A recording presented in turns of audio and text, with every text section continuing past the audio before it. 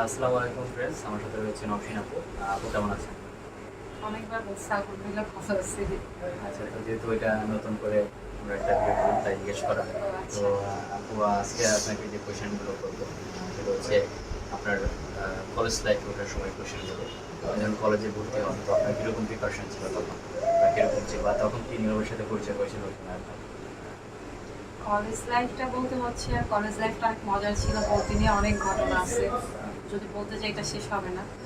আর college লাইফে হচ্ছে কি বলবো, মানে মজার ঘটনা বলতে হচ্ছে অনেক ঘটনাই থাকে, বাট এগুলো আসলে বলতে চাচ্ছি না আমি। কলেজের দর্শক জানতে ঘটনাগুলো চাই মানে আমার একটা বান্ধবী ছিল যখন ফার্স্ট টাইম ভর্তি হতে যাই, মানে হচ্ছে আমার একটা বান্ধবী ছিল, কিন্তু অনেক ঝামেলায় পড়ে যায়। মানে কলেজে থাকে না কিছু বড় ভাই টাইপের, ওনারা একটু মানে কলেজে ভর্তি হতে গেলে মানে ওনারা একটু খুব ভাব নেয়, ইফটিজিং না, এটা ভাব নেওয়া। অনেক ভাব নেয়, অনেক নতুন নতুন ছেলে মেয়েরা গেলে মানে তাদেরকে একটু অন্যরকম ভাবে দেখে, মানে ভর্তি নিয়ে অনেক ঝামেলা করে, মানে তাদের একটা অন্যরকম ভাব থাকে যে বড় ভাই মানে তাদের কাছে রিকোয়েস্ট হ্যাঁ, করেন ভর্তির জন্য কিছু? এরকম আর কি। তো ভর্তির জন্য রিকোয়েস্ট করার জন্য মানে অনেক চাঁদাবাজিও থাকে, অনেক কিছুই থাকে। তো যাই হোক, এটা নিয়ে হ্যাঁ কলেজে ভর্তি হওয়ার সময়, ভর্তি হওয়ার পর অনেক ঝামেলা হয়েছে আমার বান্ধবীকে নিয়ে। ওর নাম হচ্ছে শাবনূর। শাবনূর? হ্যাঁ, নামটা তো একদম মনে নায়িকা মনে দেওয়া। পড়লো। শাবনূর, আমি জানি না আমার ভিডিওটা দেখবে কি না, বাট কথা হয় এখনো শাবনূর না, আপুর আমার সাথে? আমার আসলে বিয়ের পরে আমার প্রায় 5-6 বছর ধরে হয়ে গেছে, আমার কারোর সাথে কোনো কন্ট্যাক্ট নাই।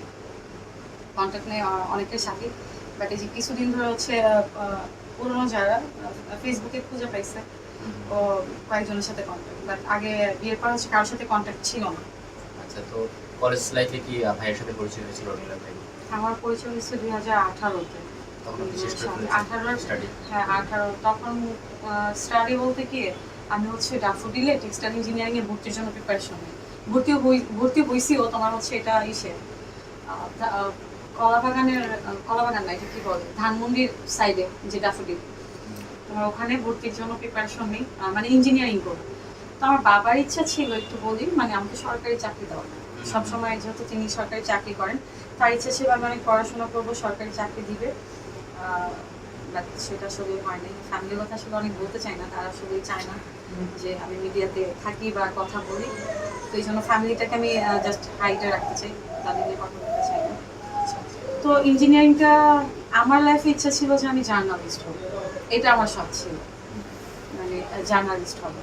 বাট ওইটা হয় না। হ্যাঁ, বাট ওরকম কোনো আর পাশাপাশি হচ্ছে আমি বাচ্চাদের নিয়ে কাজ করতাম, মানে এরকম ইচ্ছা ছিল যদি কখনো আমার হাতে টাকা পয়সা হতো আমি কোনো একটা বাচ্চাদের, অসহায় বাচ্চাদের জন্য, ও দরিদ্র যে মানুষগুলো আছে তাদের জন্য কিছু করবো। এই কাজগুলো আমি অনেক আগে থেকে করতাম, নিজে থেকেই করতাম, অনেক জায়গা থেকে তোমার টাকা কালেকশন করতাম, একটা গ্রুপ ছিল, তাদের সাথে কাজ করতাম। তো ওইটা আসলে হয় না, মানে আমার হচ্ছে এক এক সময় এক এক মন, এখন এটা হবো তখন ওইটা হবো। তো আমি দেখেছিলাম অসহায় বাচ্চাদেরকে আপনি সবসময় তাদেরকে হেল্প করেছেন। তো এই এই চিন্তাটা কি করে মাথায় আসলো, বা সংগঠনটা আপনি এটা কিভাবে করেছেন, বা আপনি মেক করেছিলেন সংগঠনটা, নাকি অন্য কারো সাথে কাজ করতেন আপনার? আমি নিজেই করতাম। আমার হচ্ছে ছোট থেকে যখন আমি বুঝতাম, স্কুল কলেজে যাইতাম, মানে আমার কোনো মানুষের কষ্ট দেখলে এটা মানে খুব খারাপ লাগতো। তো তখন আমার নিজের কাছে এমন আছে যে আমি টিফিনে যে খাবারটা আমি নিয়ে যেতাম, রাস্তায় কাউকে দেখতেছি মানে সে না খেয়েছে, ওটা আমি দিয়ে দিতাম। এমনও ছিল যে আমার ভাড়াটা কিরকম, তো আমার ছোট থেকে মানে এটা মায়া কাজ করতো তাদের প্রতি, মানে এটা অনেক আগে থেকে এটা তো আমি অনেক করতাম এটা। মহৎ একটা কাজ আপনি যেটা বললেন, যে এটা নর্মালি বলে ফেলছেন, বাট একটু বিস্তারিত বলেন যে এরকম কি ঘটনা ঘটেছে, আপনি স্কুলে যাচ্ছেন, যদি একটু বলতেন একটা ঘটনা। থাকে না যে রাস্তাঘাটে অনেক মানুষ থাকে, আমি একবার দেখছিলাম তোমার একজন পাগল মহিলা রাস্তার পাশেই। তো উনি ছিল মানে দেখা যাচ্ছে একদম মানে কি, মানে ওনার খুব বাজে একটা অবস্থা, নোংরা কাপড় এই সেই, মানে কোনো মানুষ চাইলে দোকানে দোকানে যে খাবার হাত পেতে খাইতো, মানে অনেকে সরাই দিত পাগল বলে, মানে রাগ করতো। তো এটা দেখলে খুব খারাপ লাগতো। আর যেহেতু মহিলা, অনেক ছেলেও থাকে রাস্তায় তো পাগল টাইপের, আবার অনেক দরিদ্র মানুষ থাকে, বয়স্ক মানুষ থাকে খাবারের জন্য। এইটা শেখা হচ্ছে আমার বাবার কাছ থেকে। আমার বাবাকে দেখতাম, উনি হচ্ছে মানে কোনো থাকে না ফকির আসে বা সামনে যদি, আমি ছোটবেলায় যখন বাবার সাথে যাইতাম, আসলে বাবার কথা আবার একটু চলে আসতেছে, বাবার সাথে যখন যাইতাম ছোটবেলায়, মানে বিশেষ দিন আসলে বাবা মানে থাকে না যে তোমার বছর একটা নতুন দিন আসলে আমাদের হাত ধরে ধরে নিয়ে যেত, হাত ধরে নিয়ে মানে মানে এটা আমার মনে আছে, ছবিও আছে আমার ছোটবেলায়।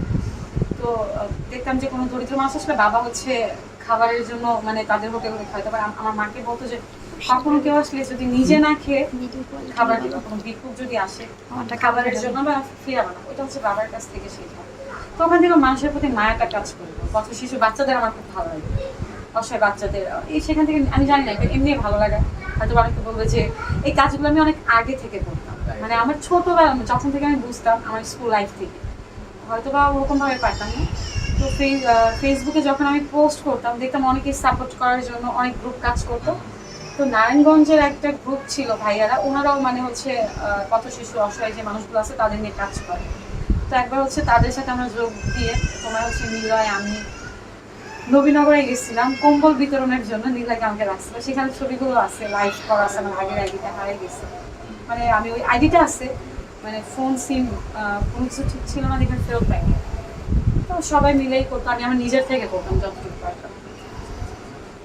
তবে আমি কিছু রিসার্চের পরে চলে আসছি। লাস্ট একটা কোয়েশ্চেন করবো, হচ্ছে আপনি গায়ক হিসেবে নিজেকে কত নাম্বার দিতে চান? আপনি সিঙ্গার হিসেবে নিজেকে কত নাম্বার দিতে চান 10-এর মধ্যে? একদম জিরো। সিঙ্গার হিসাবে আমি সিঙ্গার কখনোই মনে করি না। আর যেহেতু আমার হাজব্যান্ড একজন সিঙ্গার, বর্তমান ইউটিউবে যত সিঙ্গার আছে, জুনিয়র যারা কিছু কিছু সিঙ্গার আছে, জুনিয়র যারা আসতেছে নতুন করে, তারা অনেক ভালো কাজ করতেছে, আমি দেখতেছি অনেকেই। তো আর সিঙ্গার হিসাবে আমাকে সিঙ্গার মনেই করি না, একদম জিরো।